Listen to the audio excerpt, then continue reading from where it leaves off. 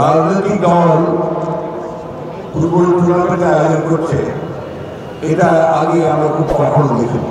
Football একসময় বাংলাদেশের সবচেয়ে জনপ্রিয় খেলা ছিল বলে মন্তব্য করেছেন বিএনপি মহাসচিব মির্জা ফখরুল ইসলাম আলমগীর। তিনি বলেন, গত 15 বছরে আওয়ামী লীগ ফ্যাসিস্ট কায়দায় রাষ্ট্র পরিচালনা করে অন্যান্য প্রতিষ্ঠানের মতো ফুটবল ফেডারেশনকে দলীয়করণ করে ফেলেছিল, যার কারণে ভালো খেলোয়াড় সেখানে যুক্ত হতে পারেনি।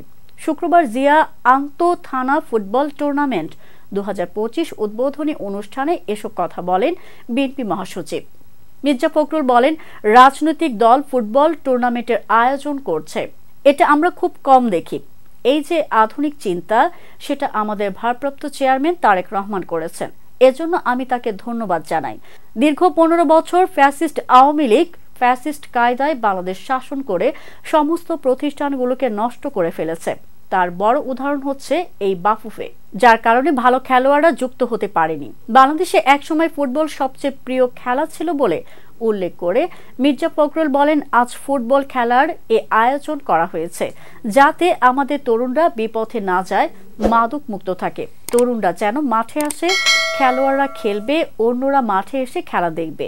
অনুষ্ঠানে আরো বক্তব্য দেন ঢাকা মহানগর উত্তর বিএনপির আহ্বায়ক সাবেক ফুটবলার আমিনুল হক।